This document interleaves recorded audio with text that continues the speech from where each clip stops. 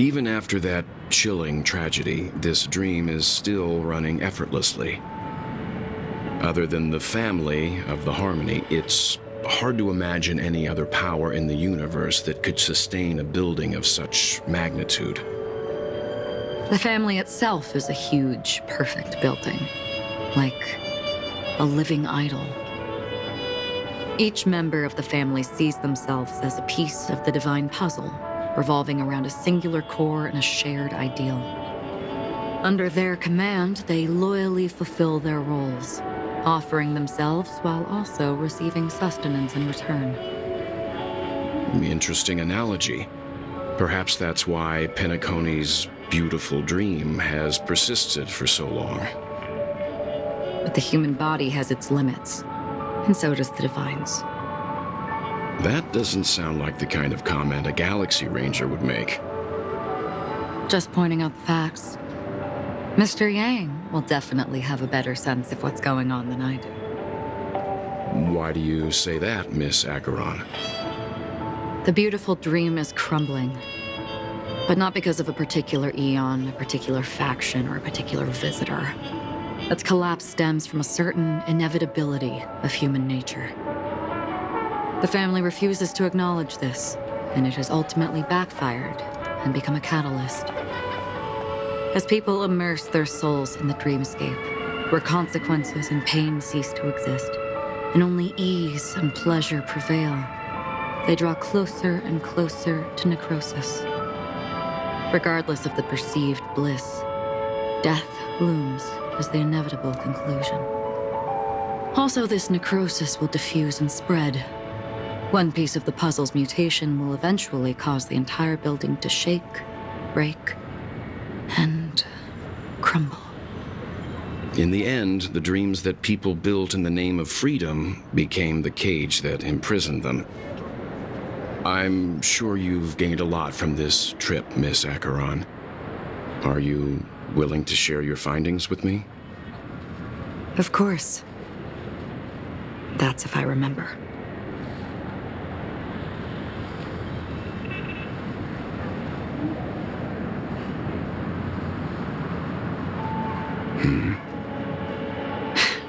Don't mind me. It's just a habit.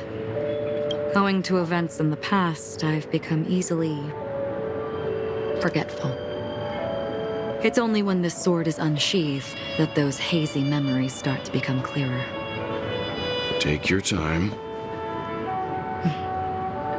That should do it. I vividly remember everything that occurred on Penacony.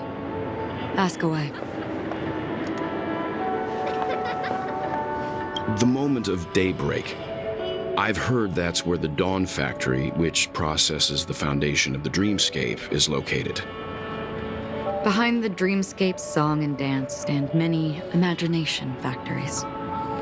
Workers create all kinds of whimsical works day in and day out in their dreams. Then they return to reality and sleep on a narrow bed in a room. A far cry from luxury. They say it will suffice. Experiencing the bizarre and motley dreamscape is the best reward. There, I encountered a young woman who had just come of age, the perfect time to indulge in beautiful dreams. Her greatest wish was to one day move to the golden hour and see the magnificent garments she had woven with her own hands. For certain reasons, her wish was difficult to fulfill.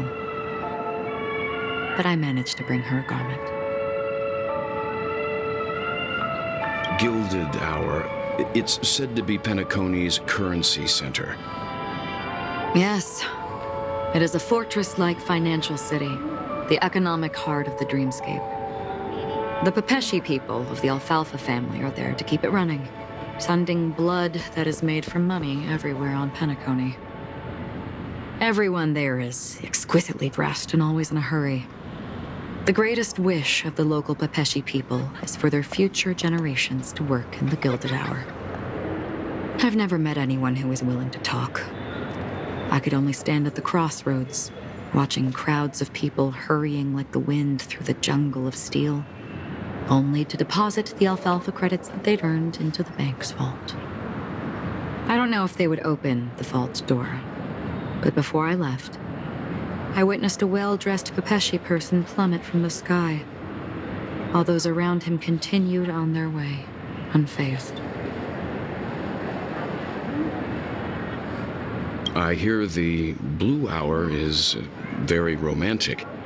Do you have any tales to share? Perhaps Mr. Yang has heard. There is a large boat called the Eventide, anchored along the Sea of Dreams, where soft music and dancing persist endlessly every night. I ran into a wizened lady there. She was at the dock, waiting for her long-departed lover to return, waiting for countless hours within time that stood still. In the humid sea breeze, she spoke of her own youth.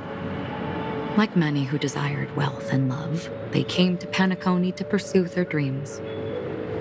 Alas, her lover's consciousness was lost in the dark depths of the Sea of Dreams. Finally, she suggested we continue our conversation on a boat in the shallows. I agreed and boarded the boat with her. But she never said anything. Her eyes absent-mindedly gazing at the horizon for what seemed like forever. Finally, we retreated to the beach. The dreamscape of chic, luxury, and consumerism, the moment of dusk. My companions have been there too. Then you all must have seen those who are attempting to realize their dreams. Or have realized them, scattering money as if it were dust and betting it on all or nothing. Everything has a price, and everything can be bought or sold. Even dreams themselves. I saw an Intellitron there, who was preparing to auction himself. When someone wins a bid under stipulated periods and rules, he would do the buyer's every bidding, becoming that person's very possession. That Intellitron had been auctioned off 12 times, and I participated in his 13th. That was the grandest banquet I had ever attended. But never again did anyone cast another glance at him. This time around, there were no successful bids for him. This is what I've seen and heard along the way. Someone once said to me, Penacony wasn't like this a long time ago, nor should it be. I've traveled through the reality and dreamscape of the planet of festivities, watched the tides of night rise and fall when time stopped for people, where the spirits of the rich and impoverished remain forever fixed on their own scales. This is why I think the collapse of the beautiful dream is inevitable. There might be a way to change everything. Perhaps. But if this is indeed the world that people desire, if this is precisely why life chooses to slumber, should we still seek to change it?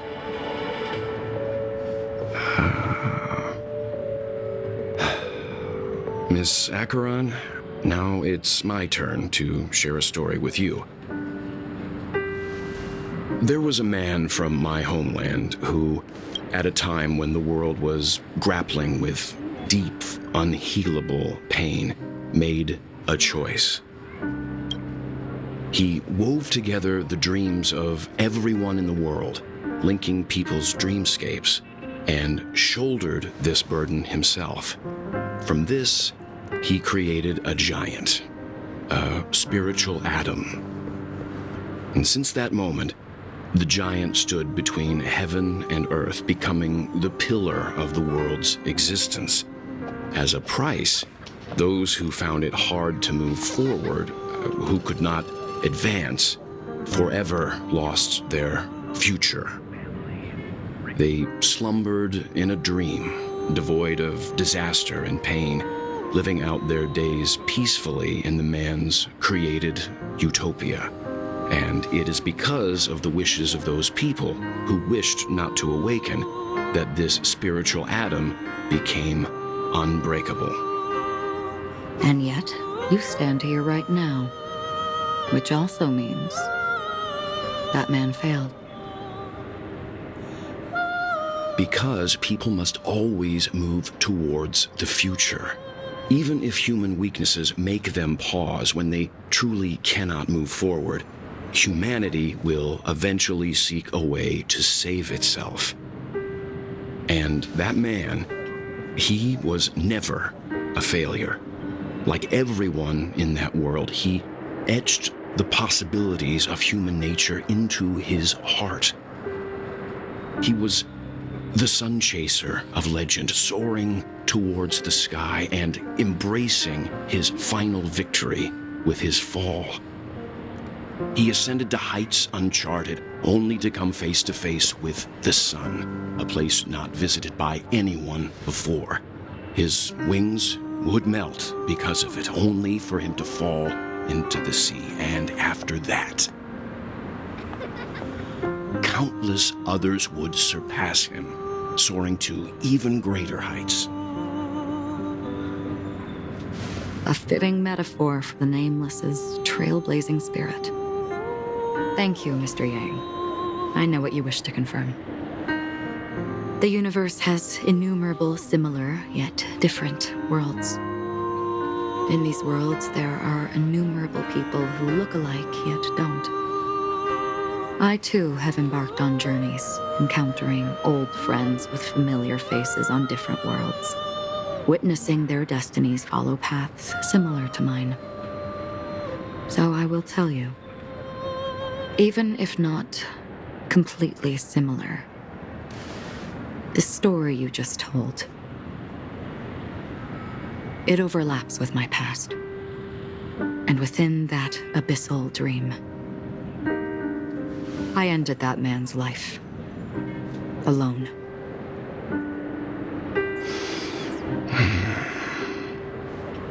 I am not who you think I am. Nor will my home be as fortunate as your world. I am sorry. It's fine. I don't mind, so long as I can alleviate your suspicions. There's something I still wish to know, Miss Acheron. Under that representation of the hunt, exactly what sort of power is it that has motivated your solitary journey thus far? Mr. Yang, before answering that question, I wish to continue the previous topic. I like your analogy very much. Indeed, birds are born to fly. But in a distant past, their ancestors could only gaze at the sky in envy. They saw that faraway ray of light from above the heavens, piercing through the clouds and blanketing the earth. And so, time and time again, generation after generation, the birds spread their wings and took to the sky, attempting to touch its ceiling, all because the sun was there. Then, what if the last bird finally soars into the sky, only to realize that the end of the light is not the sun, but darkness? Then why, exactly, do we even walk towards the light?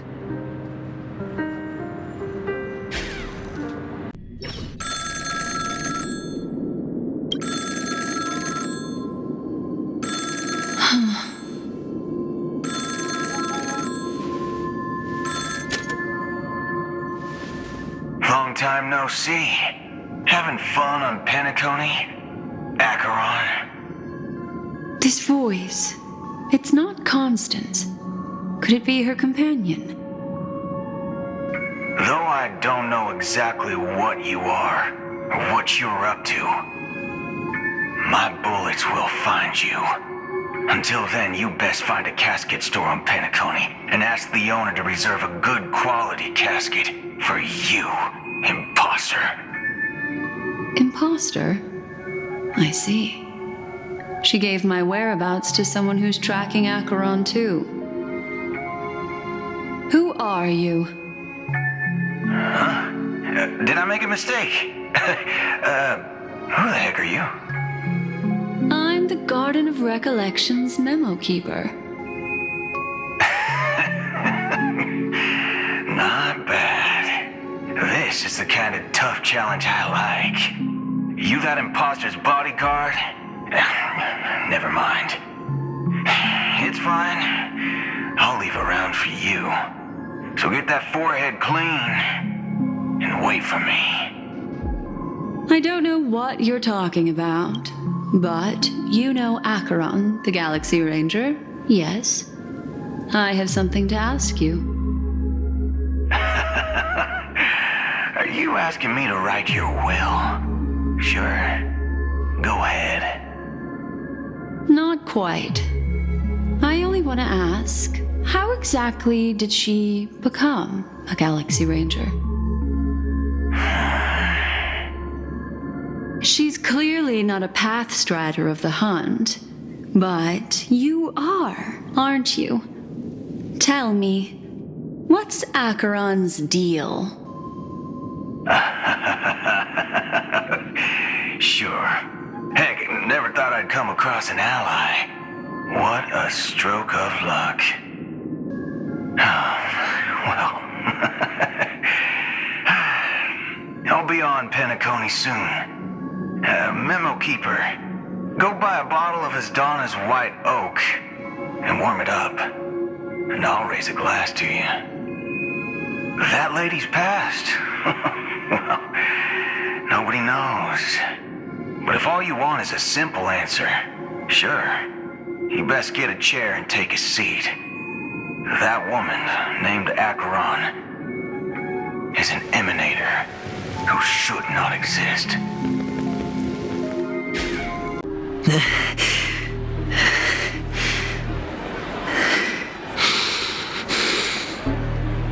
You look pale. Or is that also part of your act? I didn't think you'd have the nerve to show yourself. I thought this was exactly what you wanted. After all, I faithfully fulfilled my duties as you instructed. Just tell me if you can't hold on any longer. So, the genius of the Council of Mundanites wants to be my Undertaker now. What an honor. Yes, and I'm pretty sure the people at the Strategic Investment Department would love to be notified of your death in due time. But let's not forget, you won't be seeing them, because I'm the manager of this task. Great. Then tell your people that Aventurine is ready to go in 17 system hours. Oh, you've got a lot of nerve. How exactly do you plan on completing your task while your hands are tied by the Harmony? Well, my conversation with Sunday convinced me that there's a traitor in the family. That they hold the secrets of Penacony. So, I took the opportunity to set everything in motion. I even managed to recover the gift money. Things haven't gone this smoothly since I walked through the doors of the Reverie. Now I'm only one step away from victory. Let's just wait and see.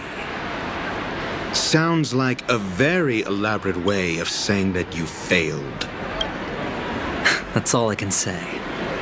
Have you forgotten, Doctor? You betrayed me. Go. Do what you must. I look forward to the sight of the IPC fleet surrounding Penacony. You've achieved what you desired, haven't you? That's true, but what's your plan? Did you conceal an orbital support beacon in that gift money bag? Well, who knows? Maybe that's why I'm handing out cash even when I'm about to bite the dust. You are indeed a gambler. An insane one at that. Well, maybe I am. Who knows? Fine. Here, take this. Open it when you're on your last legs. You'll thank me. What's this? Medical advice?